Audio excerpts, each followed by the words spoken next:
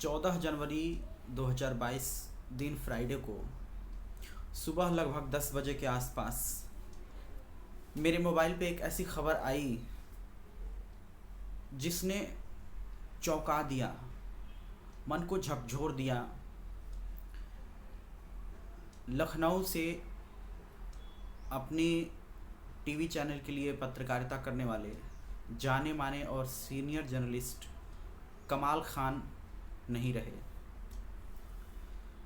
मुझे नहीं मालूम कि उनके जाने का कितना ये गम है और किस तरह से इस गम को बयां किया जा सकता है। बहुत मुश्किल काम है लफ्ज़ों में, दो शब्दों में बयां करना कि ये बहुत बड़ा दुख है। आज के समय में जब मीडिया में कुछ ऐसे लोगों की भी ज़रूरत है वो जो मज़लूमों की आवाज़, गरीबों की आवाज़, जो गुर्बत में रह रहे हैं लोग, उनकी आवाज़ उठाएं। आज के समय में ज़मीन से जुड़ी पत्रकारिता करने की जो एक बहुत बड़ी समझ थी उनके अंदर, उनसे सीखने की भी ज़रूरत है और उनके जैसे शख्सियत को अभी भी लगातार ग्राउंड पे बने रहने की ज़रूरत है। लेकिन होने को कुछ और ही मंजूर था। शायद ऊपर वाला ये नहीं चाहता था कि कमाल खान इस दुनिया में और भी ज़्यादा रहें। हमें इस वीडियो में कमाल से जुड़ी हुई कुछ बातों को शेयर करनी है। जब हम मोबाइल्स में या फिर कहीं मोबाइल में जब देखते थे खबरों को, तब अक्सर उनकी रिपोर्टिंग देख करके और सोचते थे कि यह आदमी कितनी तैयारी के साथ रिपोर्टिंग करता होगा, कितना एक गहरा रिसर्च, कितनी ठोस जानकारी इसके अंदर है, जो इसके वोकेबलरी में, इसके बोल चाल में, इसके उच्चारण में, इसके लहजे में, जो इसकी तहजीब में साफ साफ झलकती थी। आज के समय की ज़रूरत है कि जो आज के समय नए नए जो पत्रकारिता में जो लोग जुड़े हैं, बल्कि जो हाल ही में जुड़े हैं और जो जुड़ने वाले हैं, वो कमाल खान जैसे लोगों से सीखें। बहुत मुश्किल है उनके कमी की भरपाई करना। अनेक यादें हैं जो उनके वीडियोस को देख कर के ताज़ा होती हैं। अपने चैनल के लिए वो हमेशा लंबे समय तक पत्रकारिता करते रहे। कुछ बातें उनके बारे में हमें भी यहाँ पे कहनी है कि सबसे पहले तो जब हम उनको टीवी पे, जब स्क्रीन पे देखते थे, मोबाइल में देखते थे, तो ऐसा नहीं लगता था कि उनकी उम्र इतनी ज़्यादा है। ऐसा लगता था कि उनकी उम्र लगभग 50 साल के आसपास है। लेकिन नहीं, कल जब उनके मरने के बाद जब उनके बारे में खबरें चली तो स्क्रीन पे हमने देखा कि 1960 से लेकर के 2022 लिखा था, यानी लगभग 61 साल के आसपास उनकी उम्र बताई गई। ये बहुत ही नई जानकारी थी, क्योंकि ऐसा लगता था, कोई भी एक आम दर्शक को लग सकता है कि इस जर्नलिस्ट की उम्र लगभग 50 साल के आसपास होगी, यानी वो इतना फिट और चुस्त दुरुस्त हेल्दी दिखते थे। लेकिन हार्ट अटैक की वजह से उनका निधन हो गया। कुछ बातें ये भी हैं कि कम ही लोग जानते थे, जो मैंने उनके बारे में और जाना है, पढ़ा है। तो जो खबरें निकल के आई हैं सामने, उसके हिसाब से मैं कहूँ तो वो हिंदुस्तान एरोनॉटिक्स लिमिटेड यानी HAL में भी काम कर चुके थे। 80 के दशक में वो सरकारी नौकरी पाए थे और इसके अलावा रूसी ज़ुबान यानी रसियन लैंग्वेज पे उनकी अच्छी पकड़ थी, रूसी भाषा के जानकार थे। इसके अलावा तहज़ीब, पत्रकारिता करने का लहज़ा, रिपोर्टिंग करने का लहज़ा, इतनी 60 साल के लगभग उम्र के आसपास पहुंचने के बाद भी ग्राउंड से रिपोर्टिंग करना उनकी खासियत थी, उनकी काबिलियत थी। उनका उच्चारण अगर आप सुनेंगे तो आपको लगेगा कि निश्चित तौर पे ये आदमी हिंदी के साथ साथ उर्दू और बल्कि संस्कृत के कई श्लोक का उच्चारण मैंने उनके रिपोर्टिंग में देखा है। यानी कि साहित्य को समयानुकूल अपने रिपोर्टिंग में किस तरह से रखा जा सकता है, इसका बहुत ही बेहतरीन उदाहरण कमाल खान की रिपोर्टिंग में आपको देखने को मिल सकता है। अगर आप उनके रिपोर्टिंग से जुड़ी हुई कुछ खबरों को देखना चाहें तो आप इंटरनेट पे उनको सर्च कर सकते हैं। मुझे एक ख़बर की बात याद आ रही है, मैं उसका एग्जाम्पल आपको दे सकता हूँ। एक से अधिक खबरें हैं, कई खबरें हैं जिनका एग्जाम्पल आप खुद भी सर्च कर सकते हैं।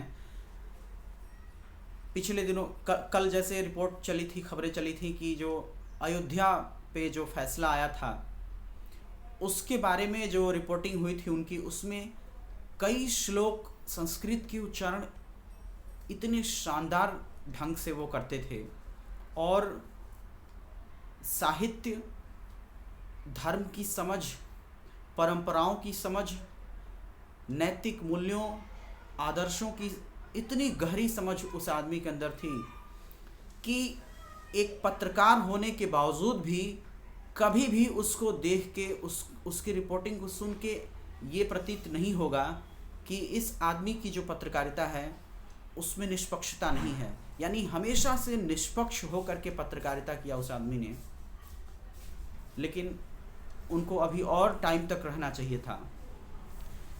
एक इंसिडेंट मुझे याद आ रहा है कि मथुरा में एक ठेले वाले के साथ एक वाक़या हुआ था कि कुछ लोग उसके ठेले पर एक विशेष नाम की वजह से उसको रोक रहे थे कि आप ठेला इस नाम से मत लगाइए। मैं उस नाम और उस वाक़ये के अंदर जाना नहीं चाहता हूँ। मैं कमाल खान की उससे जुड़ी हुई रिपोर्टिंग के बारे में आपसे चर्चा कर रहा हूँ। जब मैंने उस रिपोर्टिंग को देखा था तो वो एक मुझे ये कहना है कि वो पहली ऐसी रिपोर्टिंग थी जिसको मैंने अपने मोबाइल में डाउनलोड किया था और उसको 2-3 दफ़ा मैंने सुना भी था।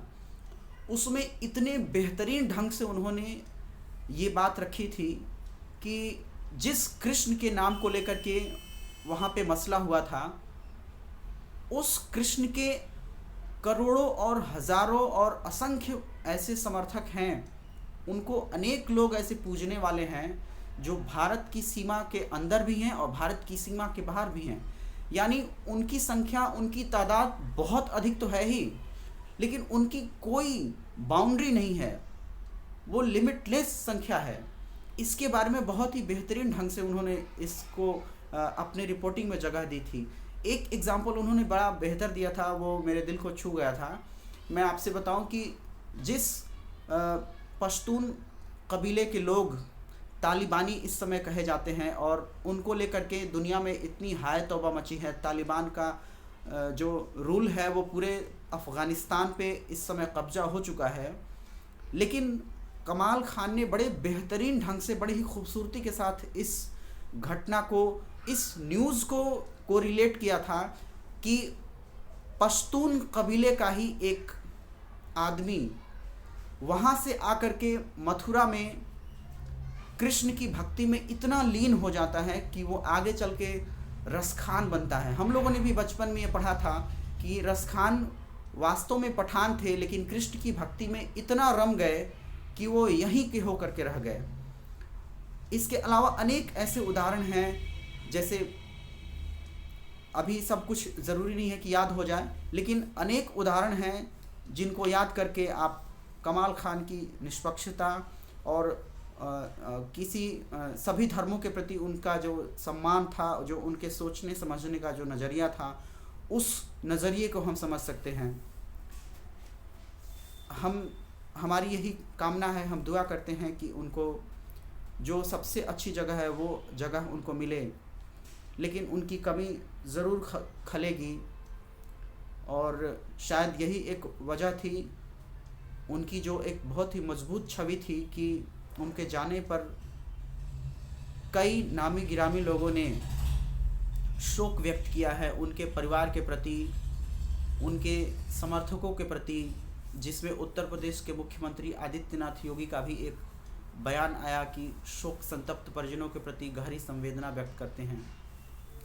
इसके अलावा भाजपा के नेता शाहनवाज हुसैन, मुख्तार अब्बास नकवी, इसके अलावा दिल्ली के उप मुख्यमंत्री मनीष सिसोदिया, अन्य कई पार्टियों के नेता, कई गणमान्य लोग और बुद्धिजीवी वर्ग, पत्रकारिता जगत से जुड़े हुए लोग, इंडिया टीवी के editor in chief Rajat Sharma और तमाम लोग गिनती से पूरे नहीं हो सकते हैं। बहुत ज़्यादा लोगों ने उनके जाने का गम और उनके नहीं रहने का दुख सबके सामने, मीडिया के सामने, सोशल मीडिया पे शेयर किया। जो चला गया उसको तो हम वापस नहीं ला सकते, लेकिन जो अपनी पहचान वो आदमी छोड़ गया है, उस पहचान से निश्चित तौर पे सबको सीखने की ज़रूरत है। ख़ास करके आज के समय में जो पत्रकारिता है, जिसके ऊपर कई बार तमाम तरीके से आरोप लगते हैं कि वो निष्पक्ष, उसे और भी ज़्यादा निष्पक्ष होना चाहिए। ऐसे समय में कमाल खान को समझना और उनके जैसे कोशिश करके उनके जैसे निष्पक्ष रिपोर्टिंग करना आज के समय की मांग है। हम एक बार फिर से दुआ करते हैं कि उनको सबसे अच्छी जगह नसीब हो, और बस इन्हीं बातों के साथ हम